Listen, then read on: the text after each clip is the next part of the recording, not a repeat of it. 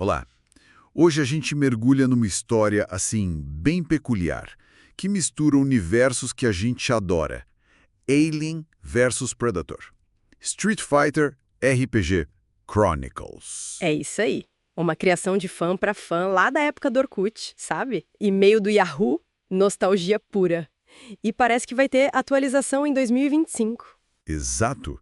A ideia aqui é destrinchar essa doideira toda, né? Entender como essa mistura funciona. Com certeza. E a trama já começa, assim, a 1000 por hora. Fim de 2008, 31 de dezembro. Véspera de Ano Novo, né? O que acontece? A NASA detecta umas coisas estranhas. Objetos não identificados e, pasme, uma explosão nuclear. Onde? Na face oculta da Lua. Bem tranquilo o Réveillon. Caramba, e isso tem consequências aqui na Terra, imagino? Totalmente. Começa uma chuva de fragmentos lunares, impactos grandes no México, lá em Teotihuacan. No Brasil também, né? Na Amazônia. Isso. E na Sibéria, na Rússia. E junto com os destroços, 4 OVNIs entram na atmosfera. 4. E para onde eles vão? 3 seguem os destroços, sabe? Mas um some no Oceano Pacífico. Aí, bom, liga o alerta geral. Operação Lua Sombria é ativada. E logo depois já começam os problemas mais diretos, digamos assim. Ah, sim. No México, os soldados que foram investigar os destroços são atacados. Uma criatura preta, viscosa. Xenomorfo, o alien clássico. Exatamente. No Brasil, o Major Silva encontra a vegetação toda derretida e um indígena falando de um demônio que caça na selva. Isso soa como o predador, né? Aquela coisa da invisibilidade. Total. E na Rússia, o Zangief, ele recebe uma mensagem meio sinistra. O lutador, o Zangief. Ele mesmo, falando de novos oponentes não humanos numa arena lá em Krastonin. Os predadores já de olho nos lutadores. Cara, que rápido! A ameaça já se espalha e os mundos começam a colidir de vez. E aí entram mais personagens de Street Fighter nessa confusão. O Vega aparece no México caçando as criaturas, com aquelas garras dele. Faz sentido pro Vega, né? Meio sádico. Pois é. O Blanca some na Amazônia, ele achou uma cidade perdida e esquisita e...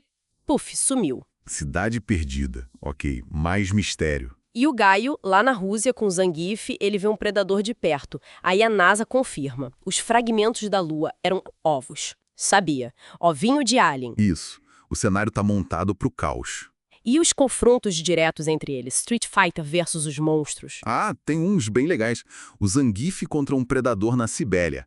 É força bruta contra tecnologia e força bruta também. Imagina a cena. E como termina? É interessante. O predador meio que recua no final.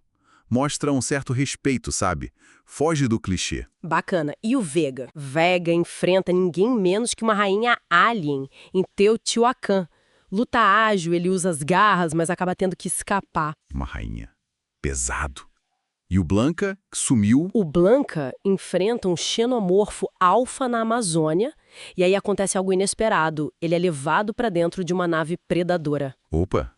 Levado? Tipo, abduzido? É o que parece. Enquanto isso, a história tenta aprofundar um mistério maior, né? Aquela coisa da Lua, das ruínas que a NASA achou. Exato. Encontram destroços muito antigos, inscrições que ninguém entende e tem uma figura misteriosa observando tudo. E na Índia, a Chun-Li e o Dhalsim. Eles descobrem uns hieróglifos, falando de deuses negros, caçadores ancestrais que foram corrompidos, tipo há 5.000 anos, e que estavam adormecidos. Na Lua. Tá tudo conectado, então. Parece que sim. E esses deuses negros têm a ver com que o Blanca e o Gaile vêm na nave predadora na Amazônia. O que eles veem lá? Múmias antigas e um aviso bem sinistro.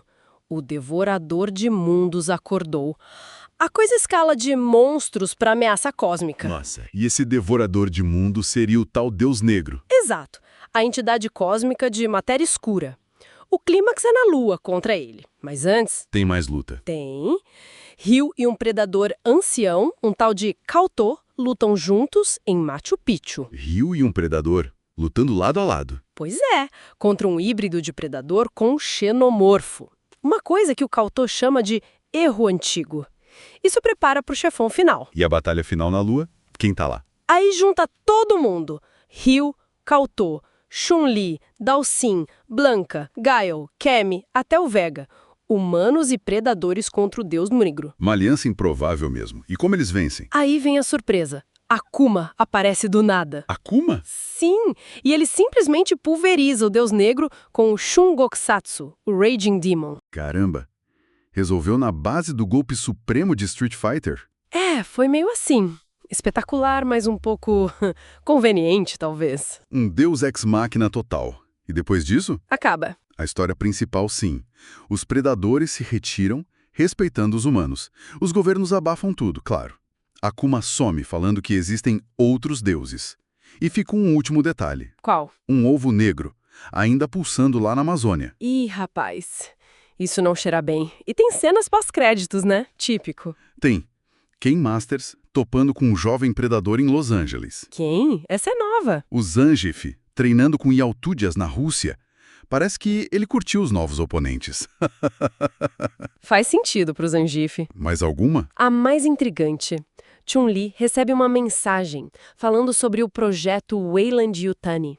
Weyland-Yutani, a corporação dos filmes Alien. Ela mesma. E sobre a reativação de um tal Arquivo Lua. Putz, aí complicou de vez. Pois é. O que nos leva àquela pergunta final, né? A aventura dessa crônica maluca pode ter acabado. Mas com deuses cósmicos, segredos antigos na Lua, a Weyland-Yutani entrando na jogada e aquele uvo na Amazônia. Será que foi mesmo o fim? Ou só o começo de algo muito, muito maior e mais perigoso? Misturando tudo isso de novo. Fica a dúvida no ar. A imaginação dos fãs realmente não tem limite mesmo. Que viagem!